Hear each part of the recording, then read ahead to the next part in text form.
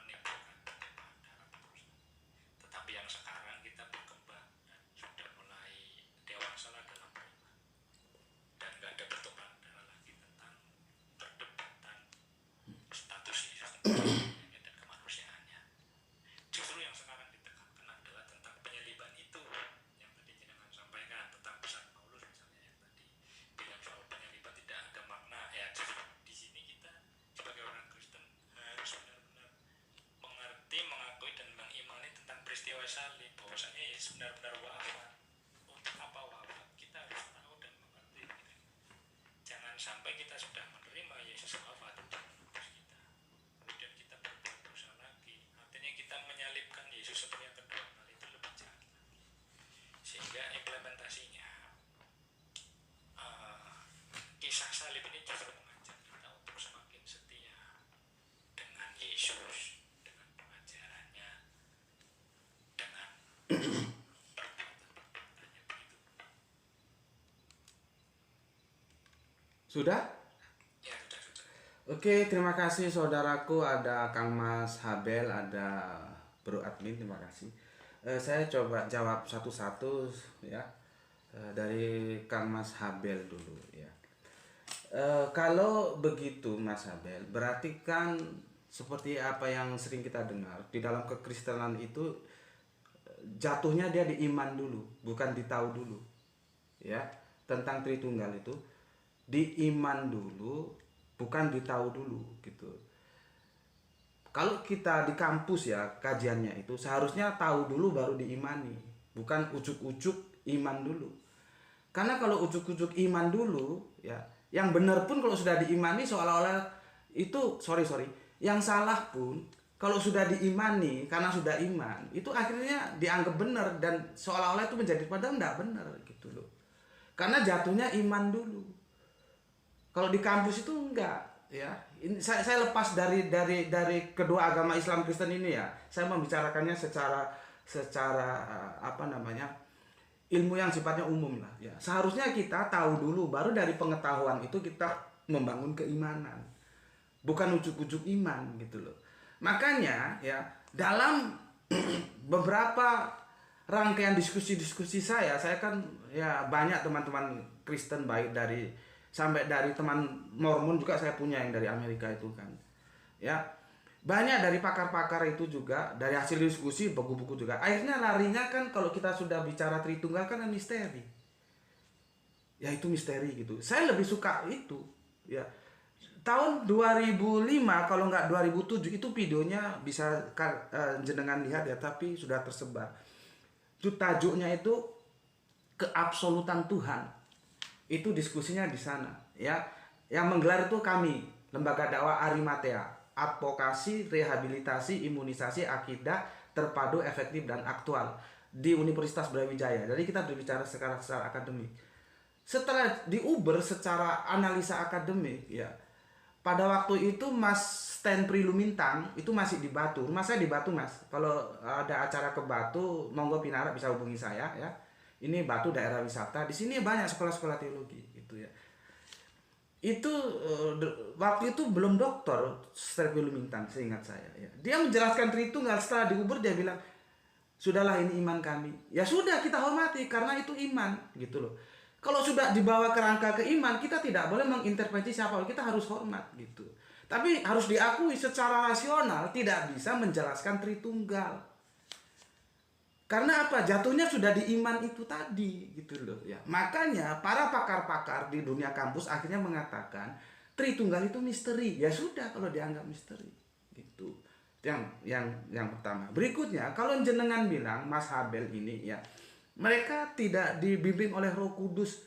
Berarti apa yang harus Anda berikan kepada saudara Anda yang menolak Tritunggal? Ada Oneness, ada Kristen Tauhid, ada Saksi Yehova. Masa sih mereka itu komunitas besar loh ya. Bukan perorangan ya. Menolak Tritunggal. Terus apakah akan dikatakan oh mereka tidak dibimbing Roh Kudus? Nggak boleh gitu kan. Itu namanya kan klaim ya. Artinya pernyataan oh mereka tidak boleh dibimbing Roh Kudus itu secara akademis juga nggak bisa dipertanggungjawabkan gitu loh ya. Nah, berikutnya ya terjadi kegoncangan, maka minimal ada 2 atau 3 pendeta yang aku dengar. Mereka setelah tahu ya, dan akhirnya memang tidak bisa dibuktikan secara analisis. Kalau jenengan lihat diskusi saya dengan pendeta Muri Walianto Matalu bisa dilihat itu ya. Tritunggal atau Tauhid judulnya atau apa itu yang unggah teman-teman, aku belum punya channel YouTube atau jadi aku nggak ngunggah.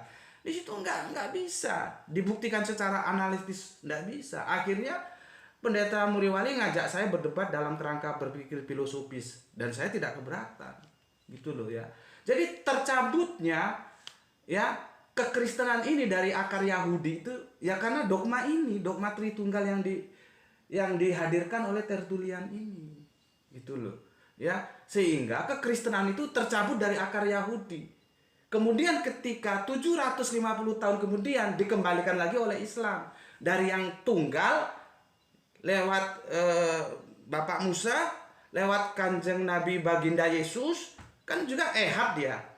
Ya, terus lahirlah dalam kekristenan Tritunggal, terus 750 tahun enggak 500-an ya, 500 600 tahun kemudian Islam datang, dikembalikan lagi ke Ehab. Yang dalam Lisanul Arabian dia Ahad, gitu loh. Ya.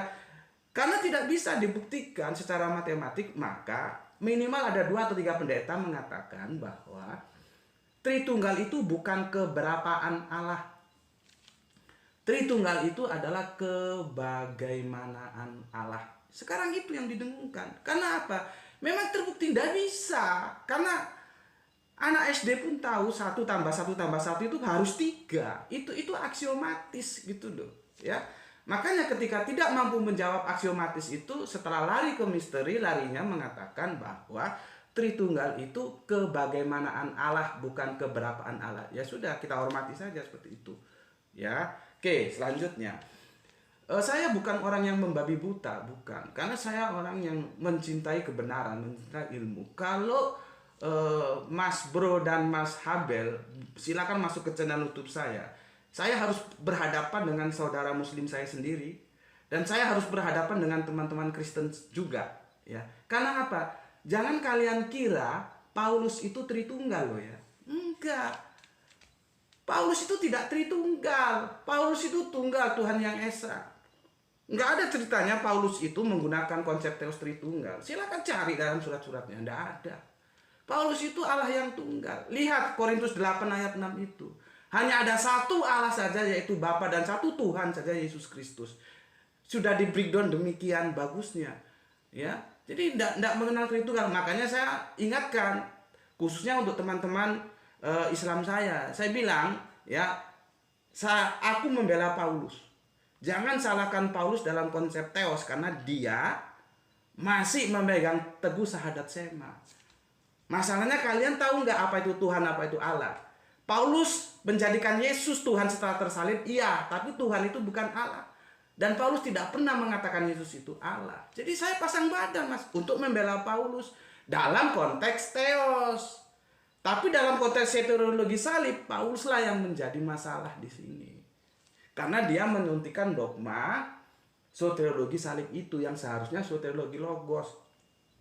Karena kalau kita lihat di awal, kan kita lihat hulunya. Ya, sudah beberapa kali saya jelaskan. Itu dosa sudah diselesaikan gitu loh, ya. Lalu dikapitalisasilah untuk membangun kekristenannya Paulus. Jadi kalau saya ingatkan teman-teman Islam, kalau mau mendiskusikan Paulus, bawa ke soteriologi salib. Jangan bawa ke konsep teos, karena dia masih memegang teguh syahadat Shema. Informasi yang saya terima terakhir, ya, karena Paulus tidak mau menyampaikan Tuhan yang pagan, ya, maka dia dihabisi oleh Nero, gitu loh. Karena Paulus berpegang teguh pada syahadat Shema, dipenggal dia oleh Nero akhirnya. Paulus untuk yang saat itu dia nggak berani, gitu. Tapi untuk soteriologi salib dia bangun. Nah, terus sekarang masalah darah, bener Mas, untuk Mas Bro ya, bener, ya, bahwa pendamaian itu dilakukan dengan darah. Tapi kita harus ingat, Mas, ini kalau ada teman Yahudi enak ini. Jadi kita diskusinya tiga arah ya, tidak hanya 2 arah. Semua pergumulan di perjanjian lama itu hewan, tidak manusia. Yang dikorbankan itu darah hewan. Bukalah itu perjanjian lama itu, atau tanya kepada saudara kita Yahudi. Yahudi itu saudara tua kita, Mas. Islam ini adik bungsu. Ya, setelah milata Abraham, Yahudi, Nasrani, Islam. Jadi kami menerima semua kenabian, makanya kami nggak akan sembarangan, nggak akan menistakan Nabi Isa atau baginda Yesus, nggak boleh, karena kami menghormati itu, gitu. Ya, jadi kalau misalkan diselesaikan dengan darah. Iya mas, tapi itu darah hewan, bukan darah manusia. Konsep manusia mengobrolkan manusia dengan 1000 maaf saya sampaikan, itu pagan mas. Anda mau bagaimanapun juga silakan lihat ya, bagaimana sejarah-sejarah paganisme itu ya. Manusia mengorbankan manusia, darah manusia. Itu pun kalau kita sepakat Yesus tersalib ya, karena saya kan memakai kerangka berpikir Bible bukan Al-Quran ya. Sudahlah kita terima Yesus tersalib ya, itu pagan. Karena apa? Kalau kita mengikuti jejak perjanjian lama, seharusnya yang dikorbankan itu bukan darah manusia tapi darah hewan gitu mas. Kemudian begini ya, kalian tahu enggak bahwa Torah itu artinya hukum. Jadi kalau menyebut hukum Torah itu jadi gimana ya? Hukum-hukum. Karena Torah itu sendiri artinya hukum gitu loh. Jadi kalau sudah Torah ya Torah, jangan hukum Torah. Jadinya hukum-hukum kan begitu. Nah, di sini Paulus selalu mengaitkan penyaliban Yesus dengan hukum Torah yang tadi dibacakan oleh Pak Peno ya. Itu kan jadi masalah juga. Karena apa? Nggak ada kaitannya. Karena soteriologi salib itu dibangun sejak perjanjian lama, di mana peristiwa Taman Eden antara ketidaktaatan Bapak Adam dan Ibu Hawa, di sana belum ada Torah. Kenapa dikaitkan dengan hukum Torah? Itu kan seharusnya kita kritisi. Ya, harus kita kritisi. Tidak ada kaitannya hukum Torah. Kenapa Paulus kok membawa-bawa terhadap hukum Torah? Itu loh. Ini kan harusnya kita kritisi bahwa disinilah semakin nampak. Itulah namanya dogma. Dogma itu dibangun ya atas dasar keinginan Paulus membuat warna tersendiri dalam kekristenannya. Karena ada Kristen, tapi dia nggak mau disebut Kristen. Dia maunya disebut Nasrani. Dia tidak menerima dosa waris. Enggak, Yesus disalib juga. Enggak, dia surat-surat Paulus juga dia tidak terima. Ada mas, itu aliran Ebionit atau apa gitu. Itu ada. Ya, jadi itu komentar saya dengan tanpa mengurangi. Oh ya, satu lagi, masalah politis. Benar mas. Penyaliban itu awalnya itu karena politis, tidak ada unsur teologis apapun ya. Orang sudah jelas kok. Karena apa disalib? Karena dengki. Orang-orang Yahudi itu dengki ya. Keberadaan mereka, sesuatu sosok yang menjadi panutan yang disegani dalam komunitas sosial, tidak mau terganggu dengan hadirnya Yesus. Apapun adanya, saya bilang ya, apapun adanya, baginda Yesus ini kalau dibiarkan tetap aja dia akan menjadi ancaman. Karena meskipun tidak semua, pengikutnya semakin lama semakin bertambah. Orang-orang Yahudi tidak mau kehilangan muka. Maka dia harus di-request, di-order, harus dihabisi. Yahudi nggak boleh menghabisi sendiri karena otoritas hukum tata kelola negara ada di Rom sebagai negara penjajah. Romawi juga begitu, setali tiga uang dengan orang-orang tua-tua Yahudi. Karena kalau ada kekuatan di daerah jajahan, maka dia akan menjadi ancaman bagi si penjajah. Jadi sebetulnya sudah main mata. Itulah bahayanya. Ketika politik dan kekuasaan, ya atau gini, ketika politik atau kekuasaan bermain mata dengan agama, itu bahayanya di situ. Jadi Yesus itu korban, ya main matanya antara agama dan politik. Itu nggak ada unsur apa-apanya kecuali dengki. Karena kalau kita baca di Matius juga gitu, karena dengki, bukan karena oh dia disalibkan untuk menebus dosa. Enggak, itu karena dengki. Baru kemudian dibangunlah oleh Paulus. Ya, tapi setidaknya sekarang jenengan tahu, saya pasang badan untuk konsep teos. Paulus itu bukan syirik dia. Ya. Teman-teman Kristen, teman-teman tahu bahwa dia bukan Tritunggal, teman-teman Islam juga harus tahu dia tidak ada masalah dengan konsep teh. Itu dari saya, monggo dikomentari. Ya, wah mana nih Pak Anu turun. Saya sambung 40 menit ya. Monggo. Tadi sudah sedikit banyak disambung sih yang tadi. Cuman saya menegaskan lagi pandangan Paulus tentang hubungannya dengan pengampunan dosa. Kalau tadi dengan bilang mengorbankan manusia itu memang kan datangnya dari manusia sendiri. Misalnya mengorbankan hewan datangnya dari si manusia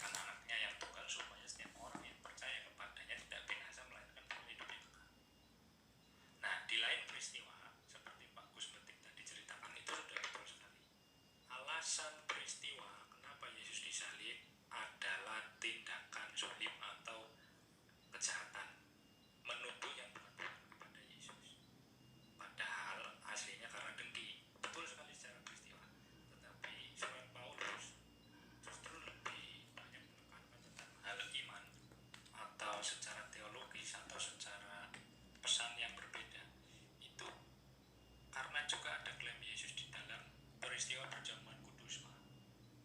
Jadi bukan hanya peristiwa penangkapan, tetapi Yesus juga melakukan perjamuan kudus, di mana di dalam perjamuan kudus Yesus memberikan. Sebentar, Mas Bro admin, sepertinya jenengan ada noise, saya kurang begitu menangkap. Ngapunten, bisa ditertibkan noise. Bentar, aku tak turun dulu coba, mungkin lemot ini naik lagi.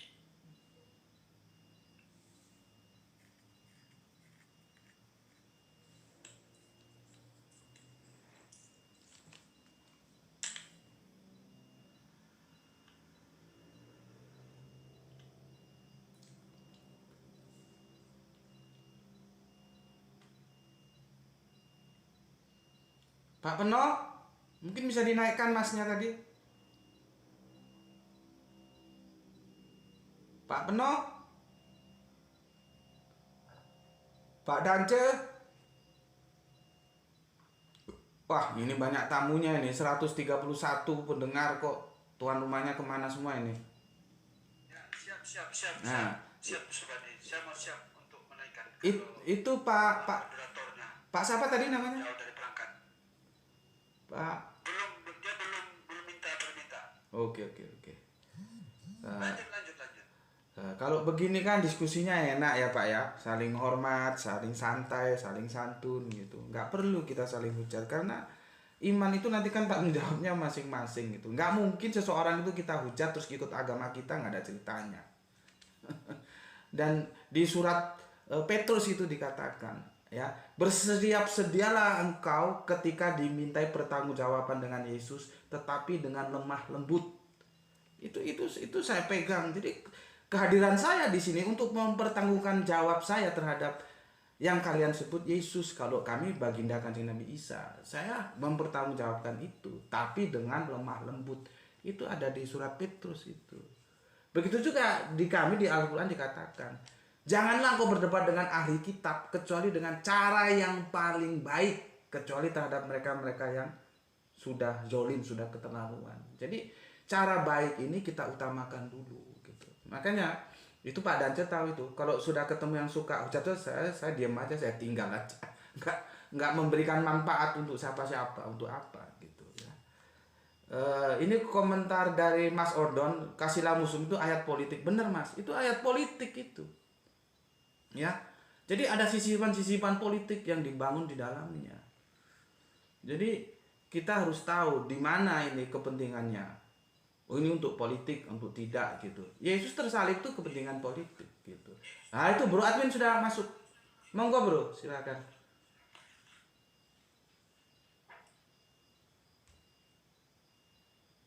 Halo. Tes. Nah jelas Mas. Saya manggilnya Mas Bro atau apa ya? Aku nggak penak aku nek salah panggil. Bagus betik ya. Iya. Mas Bro, jenengan tinggal di mana? Saya di Semarang. Oh, kapan-kapan terno aku nduk masjid nduk gereja Belenduk ya? Oh, gereja Belenduk. Iya. Boleh. Iya. Main di situ foto-foto boleh. Boleh. Monggo Kang Mas, monggo silakan. Ya. Aku ini aja biar mempersingkat, aku langsung bertanya saja. Nggih. Memang secara peristiwa kan betul sekali Pak Mas Petik bahwa Yesus disalib karena dengki. Nah, Paulus memang menerangkan sedikit berbeda. Ada sisipan-sisipan tentang pemahaman, misalnya pengampunan dosa dan lain-lain. Tentang peristiwa perjamuan kudus. Nah, Pak Mas Petik kan juga paham ya. Nggih. Ada peristiwa penangkapan dan sebelum penangkapan Yesus melakukan perjamuan kudus. Yang dimana di situ ada klaim Yesus tentang menggunakan roti dan anggur sebagai simbolis tentang tubuh dan dagingnya, tubuh dan darahnya yang ditumpahkan bagi banyak orang untuk pengampunan dosa di Matius 26 itu 26-28 dan di Lukas. Bagaimana tanggapannya Pak Kusmeti saja, saya tanya saja sudah. Tadi peristiwa penangkapan adalah karena dengki sudah. Sekarang peristiwa perjamuan kudus yang juga sebagai dasar iman orang Kristen tentang Yesus wafat untuk pengampunan dosa. Bagaimana tanggapannya Pak Kusmeti? Oke, matur nuwun Kang Mas, nanti kalau saya sudah menyampaikan silahkan dikomentari ya. Pertama kali saya ucapkan hormat saya yang sangat kepada saudara Katolik saya. Karena peristiwa perjamuan kudus itu menjadi liturgi fundamental di dalam kekatolikan. Saya nggak melihatnya di dalam Protestan ya. Di Katolikan itu sangat ya. Kalau dalam liturginya itu mereka selalu pegang itu. Jadi ada dua yang berbeda dengan Protestan. Setelah perjamuan kudus itu ya inilah darahmu, inilah dagingmu, atau inilah minum anggur. Jadi perumpamaan itu kalau kita tarik itu kan mengerikan gitu loh. Kanibalisme, manusia mengorbankan manusia ya. Tapi ya harus kita hormati, terutama saya mohon maaf untuk teman-teman Katolik karena itu menjadi fundamental bagi mereka ya. Menjelaskannya saya begini Mas. Ya. Apakah itu tidak kontradiksi terhadap apa yang terjadi di Taman Getsemani? Kalau memang Yesus itu tahu memang dia harus hadir untuk disalib dalam rangka penebusan dosa, dia akan melakukan seperti apa yang dilakukan Yunus. Yunus itu mengambil tanggung jawab Mas. Ketika dia lari ke Niniwe, dia mengambil tanggung jawab itu. Ketika kapal sudah tidak dalam kondisi normal, ketika badai menghempas, memporak-parandakan perjalanan mereka, ya nggak perlu dicari siapa-siapa, Yunus tampil dan mempersilahkan dirinya untuk dikorbankan supaya tenang. Itu namanya tidak by design. Memang dengan kesadarannya, gitu loh. Ini karena saya ini, maka lemparkan saya ke laut. Dan berikutnya seperti kita tahu ya, peristiwa Niniwe seperti itu. Tapi itu kan tidak diambil oleh Yesus. Yesus harus berlari-lari ya sampai ke Taman Getsemani, sampai tadi sudah dibicarakan oleh, semoga Allah merahmatinya, Pak Dance ya, di surat Ibrani itu, karena kesalehannya lah doanya dikabulkan, doanya diperkenankan. Yesus berdoa ya. Berapa kali Yesus berdoa sampai keringatnya keluar? Itu artinya Yesus itu mencintai kehidupan Mas.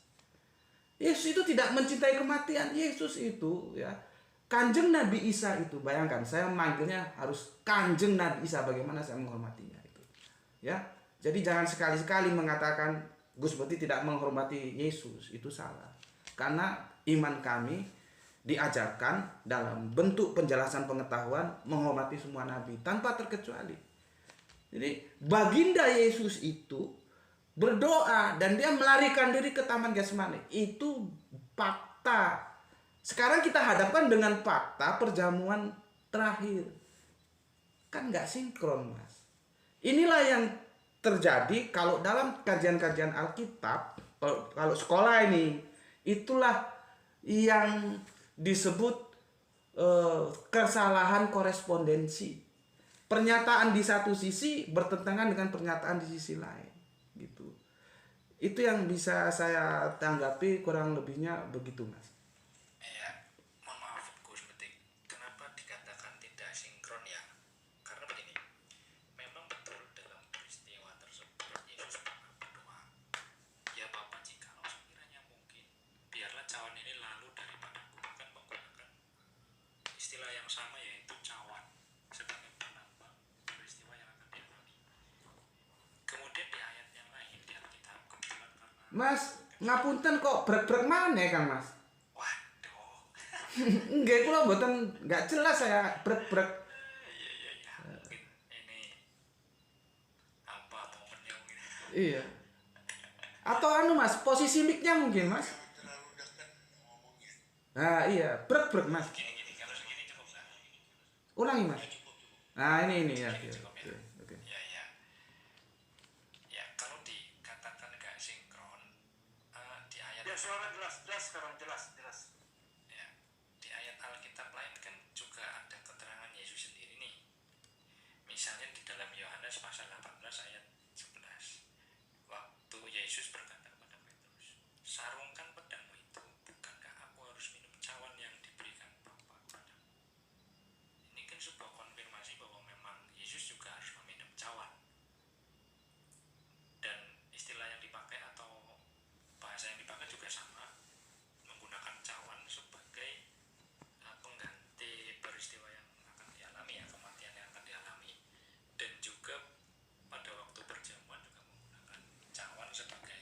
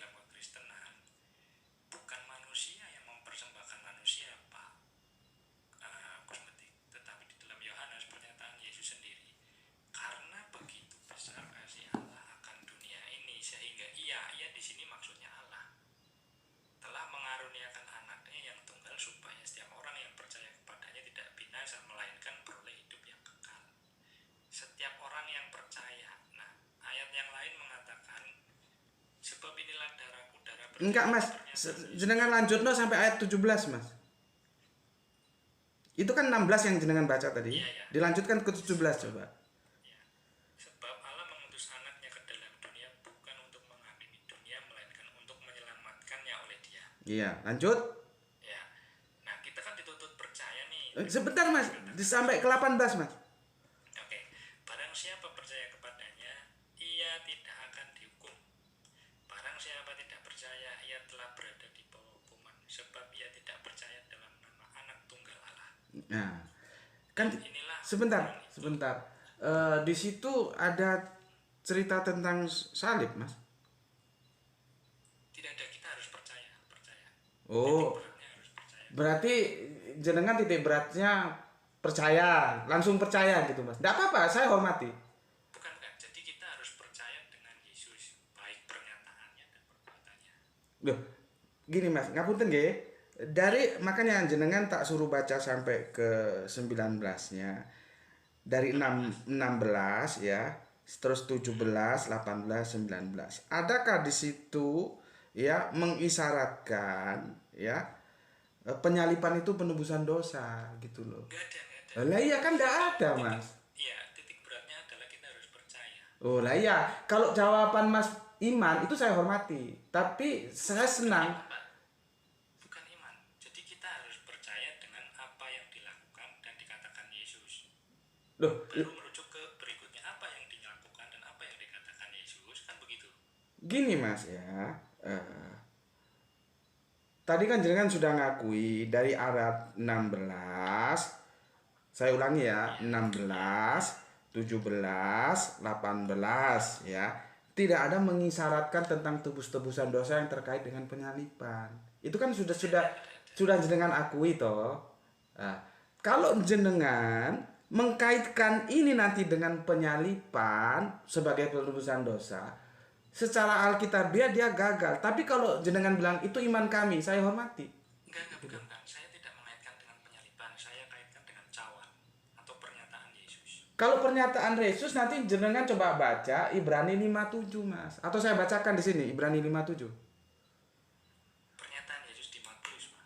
Iya. Perjamuan. Nanti kita kompilasi dengan Ibrani 57. Gitu. Ibrani, coba dibuka dulu. Saya yang baca atau jenengan? Boleh jenengan dulu, saya Saya cari sabar ya mas ya. Saya juga nyari ini. Ibrani. Teman-teman lain yang 115 itu mau juga buka Alkitab nanti kalau kami. Ini saya sudah buka. Oke, monggo mas. Dalam hidupnya sebagai manusia, ia telah mempersembahkan doa dan permohonan dengan ratap tangis dan keluhan kepada Dia yang sanggup menyelamatkannya dari maut, dan karena kesalehannya ia telah didengarkan. Nah, kan didengarkan doanya mas. Akhirnya apa? Dan tapi kan itu belum lengkap, Pak. Monggo silakan. Dan sekalipun ia adalah anak, ia telah belajar menjadi taat dari apa yang telah dideritanya. Dan sesudah ia mencapai kesempurnaannya, ia menjadi pokok keselamatan yang abadi bagi semua orang yang taat kepadanya. Ini dideritanya, ini di ayat sebelumnya kan juga disebutkan tuh. Iya, tapi deritanya itu kan kalau saya membaca kerangka berpikir jenengan di penyalipan itu toh. Iya, betul. Kalau saya enggak mas. Kalau saya enggak. Karena apa? Di kami mas ya, di Islam mas ya. Sejak kecil itu kita diceritakan nabi-nabi mas.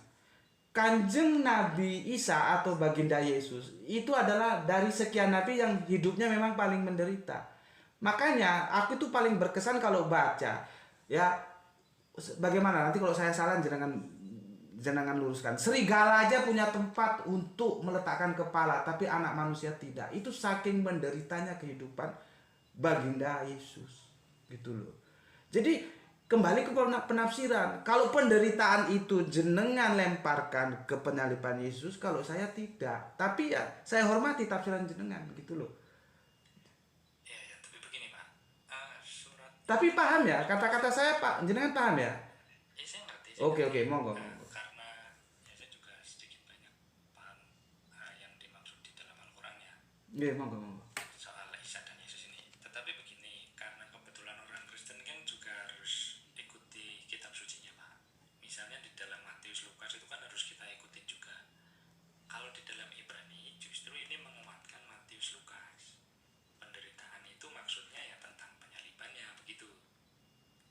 Iya Mas, seperti yang saya bilang tadi kan.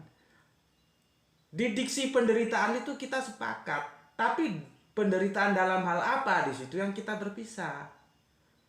Jenengan mengkaitkannya dengan penyaliban. Kalau menurut saya enggak, tanpa disalib pun kehidupan Yesus itu sudah menderita. Bagaimana tidak? Dia tertolak oleh bangsanya sendiri loh Mas. Kalau kita ditolak orang lain itu biasalah. Ini ditolak oleh bangsanya sendiri. Sampai sekarang pun, ini kalau ada teman Yahudi enak ini. Yahudi itu masih menunggu Mesias. Makanya saya bikin kajian di channel YouTube saya, ya. Yahudi itu tidak memberikan ruang sama sekali untuk Yesus, tetapi kami Islam memberikan ruang. Jadi kami menghormati Kanjeng Nabi Isa. Yes, kalau Yahudi Mas, nggak memberi ruang, sampai sekali-sekali ngobrol dengan Yahudi lah. Bagaimana mereka menutup ruang sama sekali terhadap Yesus. Kalau kami tidak, kami menghormati gitu loh. Jadi teman-teman Kristen juga yang lain supaya tahu ya bahwa kami ini menghormati Yesus. Cuman penghormatan kami tidak sampai mengangkat dia menjadi Allah, itu tidak boleh gitu. Makanya ketika diminta teman-teman Kristen, ketika kami bahwa dia terkemuka dunia akhirat, itu bukan berarti walaupun dia terkemuka tidak otomatis terus dia jadi Allah, enggak. Dan yang terkemuka itu bukan hanya Yesus saja. Ya, pengikut-pengikut Kanjeng Nabi Musa itu juga disebut terkemuka. Yang masalahnya itu terjemahan Depak bermasalah. Wajihan itu kalau terkait Yesus itu diterjemahkan terkemuka. Tapi kalau orang-orang yang hidup semasa Musa, wajihan itu orang-orang yang terkenal atau apa begitu. Itu enggak boleh. Ya, tapi kita bisa tahu ini Islam pun kalau nggak pernah mengkritisi ke original teksnya nggak ngerti ini. Jadi kajian ini juga untuk teman-temanku yang Islam. Ya, kalian harus kembali ke original teksnya. Kan alhamdulillah kita disediakan original teksnya gitu. Jadi kami menghormati Mas, gitu loh. Ya, tapi gini Pak, kita sambung lagi ya. No. Ini kan tadi kita sudah sepakat beda pandangan. Nah, kadang-kadang saya mikir begini loh, ya kita agak bergeser sedikit, nggak apa-apa ya Pak? Monggo silakan. Ya, memang betul kita sebagai Kristen memiliki dogma. Mungkin secara pandangan dogma Kristen dan Islam ya sudah pasti berbeda. Tritunggal dan Tauhid kan berbeda. Nggih. Tapi ada Kristen juga yang Tauhid. Nggih. Dan saya melihat sebenarnya yang ditolak itu bukan ketauhidan atau ketritunggalan dari sudut pandang Islam. Justru lebih banyak tentang peristiwa penderitaan Yesus ini yang ditolak. Tetapi muatan yang sering disampaikan oleh orang Muslim justru dogmanya yang ditolak. Nah, saya mau bertanya begini, sebenarnya yang ditolak oleh Al-Quran ini secara tegas, apakah dogmanya atau peristiwa penyaliban Yesusnya? Dua-duanya, Pak. Dua-duanya. Tapi ada tapinya, Pak. Saya jelaskan dulu ini supaya tahu. Nanti teman-teman Kang Sahrul atau Pak Macan bisa bantu saya karena saya ini Al-Quran saya di mana ya. Itu dijelaskan di Al-Quran, Pak. Jangan menyebut tiga. Cuman Tritunggal itu Allah Bapa, Allah Maryam, Allah Yesus, bukan Allah Roh Kudus. Gitu loh. Tapi substansinya menolak Tritunggal itu. Nah, ini kita sebagai orang Islam harus bisa menjelaskan. Karena teman-teman Tritunggal bisa saja menolak itu. Loh, kami kan tidak mengalahkan Maryam. Ini terlepas dari Katolik ya, karena Maryam dari sudut pandang Katolik beda lagi dengan dalam sudut pandang Protestan. Meskipun mereka tidak secara eksplisit mengatakan Maryam itu Allah, enggak ya. Nah, saya jelaskan gini Mas. Pada waktu itu yang dihadapi adalah Kristen dari sekte Kolidrian gitu loh. Yang dimana Bunda Maryam itu masuk dalam salah satu ketuhanan. Jadi istilahnya begini loh ya. Bagi Abrahamic faith, apapun dia, Yahudi, Nasrani, Islam, ya, musyrik itu suatu kenajisan. Makanya di Ulangan, ya, kalau kita baca Ten Commandment atau kalau aku lebih seneng ngomong aku wong Jawa ya, dasatita daripada Ten Commandment kalau wong Londo ya, panganan singkong roti. Ya, Dasatita itu kan jelas. Sorry mas, aku kadang-kadang nggak serius. Sorry. Dalam Dasatita itu jelas mas. Jangan adakan Allah lain.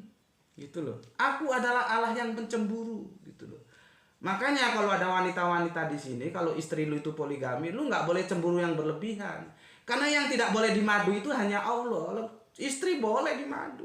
Nabi Ibrahim, Nabi Yakub itu istrinya lebih dari satu semua gitu ya.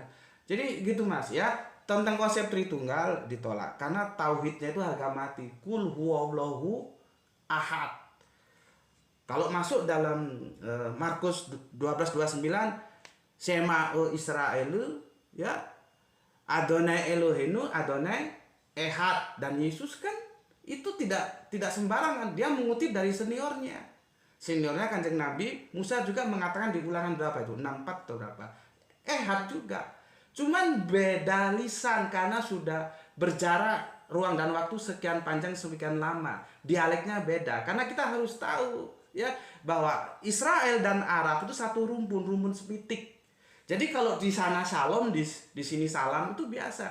Di sana Yerusalem, di sini Darussalam biasa. Di sana Barok ya, di sini Barokah sama, nggak ada masalah. Makanya banyak aku iki mas yo pernah dikeluarkan dari salah satu grup WA karena saya menggunakan Shalom Aleichem.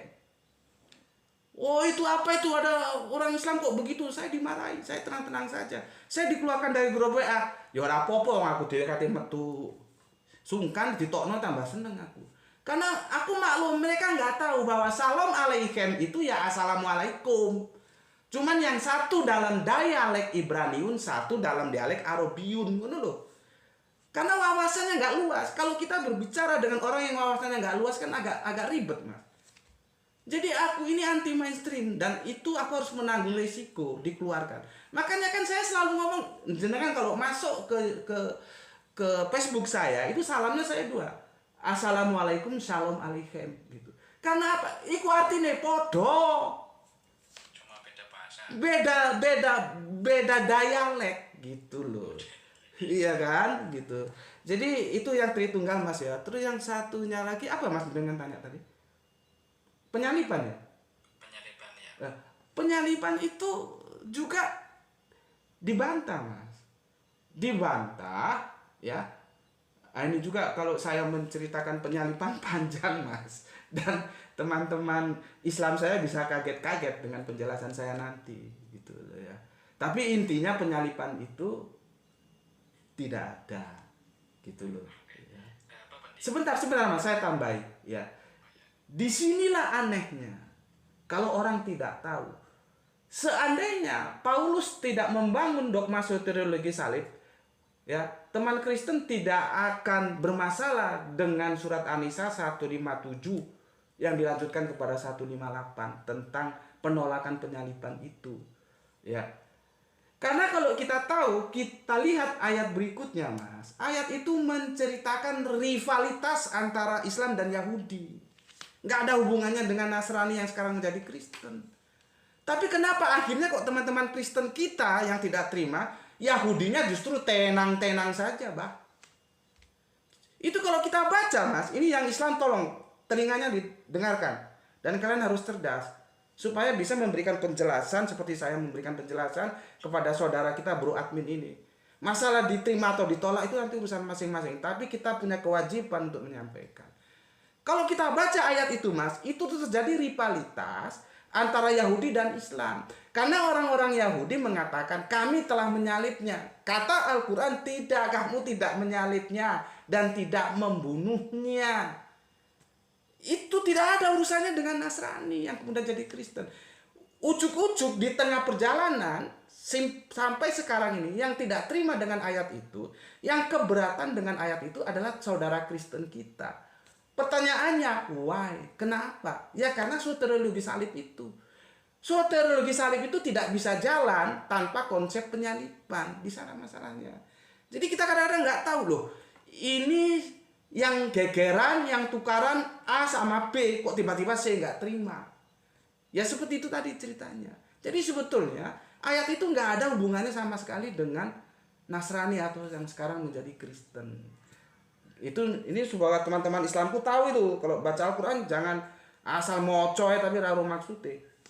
Monggo Mas Bro. Ya, yang ini yang 157 ya. Ya Pak, kalau mau dibacakan monggo Pak, bantu saya Pak. Siap.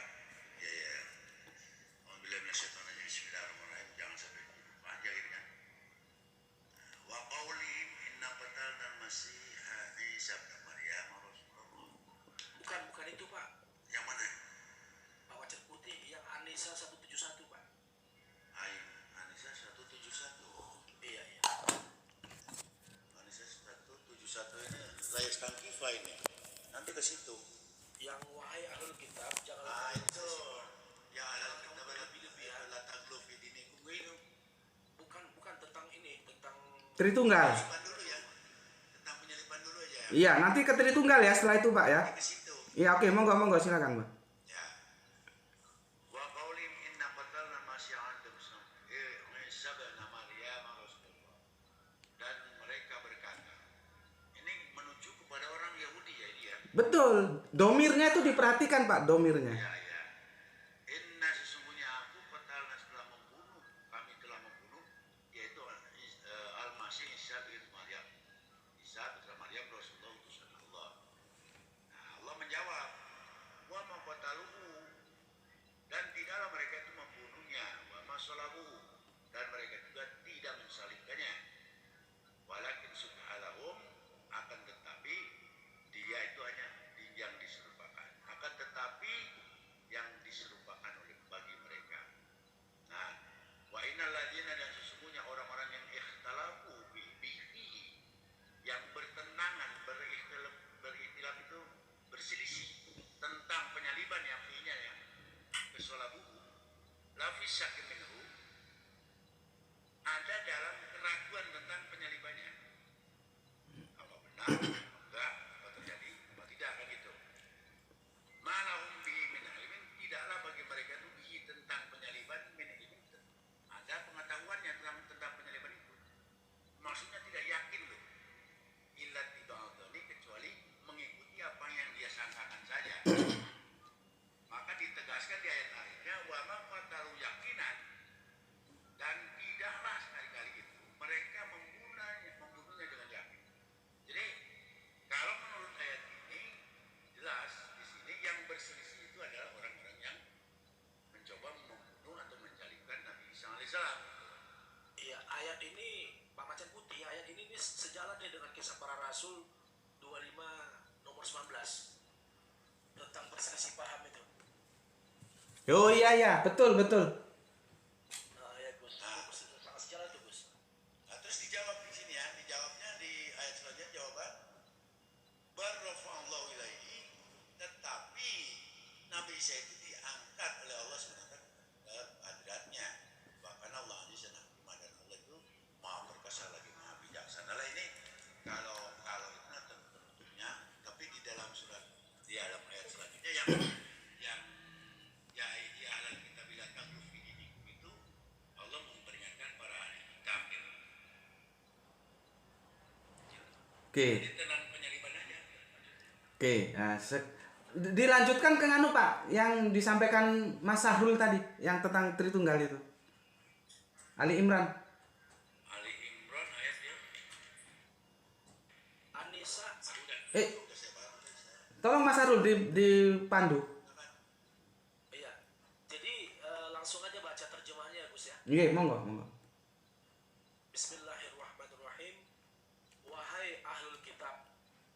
Nah, ahlul kitab di sini Yahudi dan Nasrani ya.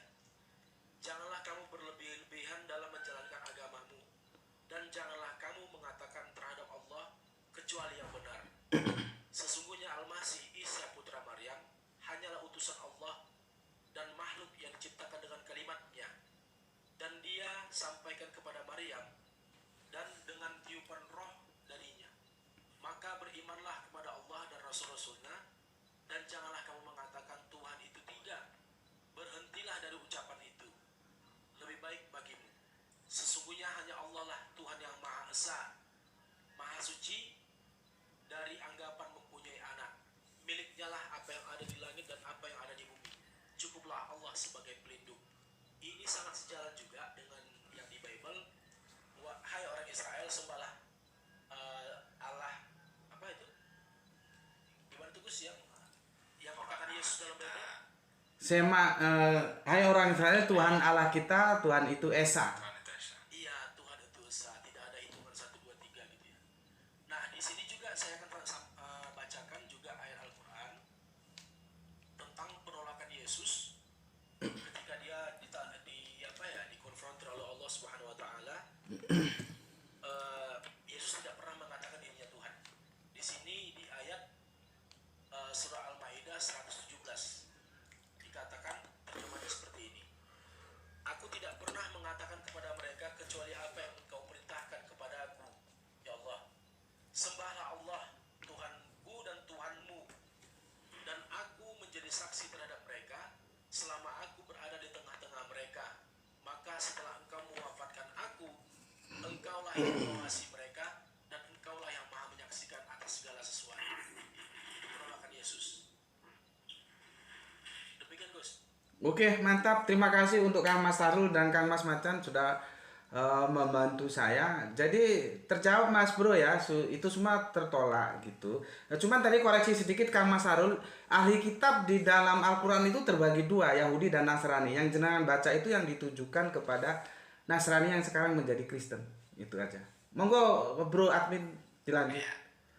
Pertama dari pandangan dogma ya, berarti kan di Kristen kan ada 3 variasi nih, Pak Gus Betik tadi Oke. kan disampaikan. Sebentar Bro. Aku nyelok apa sih Mas? Bro apa Mas aku sulkan? Baca enggak apa-apa. Bro. Saya mau pengakuan jujur jenengan. Jenengan merasa nyaman nggak diskusi sama Gus Bedik? Nyaman. Saya sering ngobrol-ngobrol juga sama teman-teman yang lain, sama jenengan juga ini kan hari ini. Nyaman. Oke, alhamdulillah. Terima kasih. Haleluya. Monggo dilanjut. Iya. Berarti kalau dalam hal dogma tadi Unitarian mungkin lebih cocok ya dengan tauhid ya. Iya, Unitarian, Saksi Yehova, Benar-benar membedakan tuh ya, saksi Yehova, Unitarian. Mormon. Ya, itu mungkin lebih pas ya. Sedangkan kalau dogma Trinitas, walaupun di situ disebut Bunda Maria, tetapi menghitung ini kan Mas. tidak di Mas ketoke mikir jenengan kumat meneh, Mas. Aku sulit mendengar. tes segini cukup segini. Nah, iki pas iki. Iku mungkin kegesek-gesek berubah posisi. Ya berarti secara dogma yang diterima itu Unitarian atau saksi Yehova ya. Bukan dogma, Mas. Konsep tauhid itu bukan dogma. Bukan, maksud saya yang lebih cocok loh. Karena Unitarian kan tidak mengakui Yesus sebagai Tuhan nih. Iya, boleh lah. Tapi Ilahiannya tidak diakui. karena kan gini Mas, kita harus tahu dulu apa dogma itu ya. Dogma itu sebuah pernyataan yang diberikan, tidak perlu dipikirkan. Jadi kalau kita menghadapi dogma itu hanya 2 kemungkinannya, tinggal milih, menerima atau menolak gitu loh. Kalau dibawa ke logika dia pasti mati. Makanya aku kan menyusun sebuah video di YouTubeku itu, Tritunggal itu mati di logika, hidup di dogma. Jadi dia hanya dihidupi dalam dogma gitu. Nah, dogma itu memang nggak boleh dipikirkan. Pilihan kalau kamu mau ya terima, nggak usah pikiran. Nggak mau ya tolak gitu aja. Nah, dalam Islam nggak, itu bukan dogma konsep tauhid itu, karena dia rasionalitasnya kena gitu. Tapi kalau jenengan bilang bahwa Islam itu dalam konsep teos ketemu dengan Unitarian, ketemu dengan Saksi Yehova, ketemu dengan Mormon, itu saya amini Mas. Nah, itu klarifikasi dari saya untuk jenengan. Monggo Mas lanjut. Iya. Ya tadi saya nangkapnya sih begitu. Jadi memang Trinitas ini memang ditolak sekalipun di Al-Quran yang disebut Trinitas ini justru Bunda Maria ya kan begitu. Tetapi Nggih. menghitungnya ini yang tidak cocok ya. Personalnya ya, kalau hitungannya tetap kan 3 itu Mas. Personalnya yang nggak cocok. Iya. Kan dihitungnya kan yang nggak boleh 3 loh. Iya, kan Tritunggal kan juga 3 Mas. Iya makanya. Yang beda itu, sebentar Mas. Yang beda itu personalnya. Kalau dalam Tritunggal yang sekarang kan Bapa, Putra, Roh Kudus. Sedangkan yang dikritik Al-Quran itu Bapa, Putra, Bunda Maryam gitu. Dan itu kita harus tahu, yang dikritik itu adalah kekristenan sekte Kolidrian gitu. Monggo dilanjut. Iya iya iya. Lah itu nah ini biar ini ya. Monggo Mas. Kalau yang dikritik adalah kekristenan yang menganggap Bunda Maria sebagai Allah. Kenapa sekarang justru yang paling beredar atau paling gencar justru malah Trinitasnya, Pak? Yang dogma sekarang yang mengakui Bapa, Putra, dan Roh Kudus. Bro admin, kalau itu nggak usah dibahas itu loh, itu internal bro admin, itu nggak perlu dibahas di sini. Oke lah, oke. Ya udah ya, jadi saya itu aja, nyambung yang tadi aja. Yang itu tadi saya sudah ngerti dan sudah paham. Terus yang soal disalib, baik Mormon, baik Unitarian, Saksi Yehova, atau dogma Trinitas, atau Oneness sekalipun, kan mengakui peristiwa penyaliban nih, Pak. Nggih, Kalau bener. kalau dikatakan bingung ya kita justru sangat kuat dalam pengakuan tentang penyaliban tersebut. Dikatakan bingung juga tidak. Kalau kemudian diserupakan atau disamakan dengan peristiwa waktu Paulus disidang, itu kan karena orang percaya sudah membunuh, tetapi Paulus bersaksi tentang kebangkitannya, dikatakan hidup. Ya sebenarnya tidak ada yang bingung. Yahudi juga sudah percaya membunuh, cuman Yahudi tidak melihat dan tidak menyaksikan kebangkitan. Kalau Paulus percaya. Nah, apakah benar itu ayat tersebut hanya untuk orang non-Islam saja, atau sebenarnya ayat tersebut juga berlaku untuk teman-teman Muslim yang dimana mungkin dijelaskan ya, mereka dalam keraguan. Yang dimaksud ragu-ragu ini gimana? Apakah ketika saya bilang yang disalib itu sebenarnya bukan Yesus tapi Yudas, atau mungkin Simon, itu disebut ragu-ragu? Kan ada nih pandangan Muslim sendiri. Yang disalib itu ada yang bilang Yudas, ada yang bilang murid yang dikasihi karena tidak melawan, atau Al-Quran sendiri bahkan tidak menyebut tokohnya. Apakah perbedaan pendapat ini bisa disebut sebagai keraguan-raguan, dan apakah ayat ini berlaku untuk teman Muslim juga? Itu aja, silakan. Tidak Mas, itu kan perdebatannya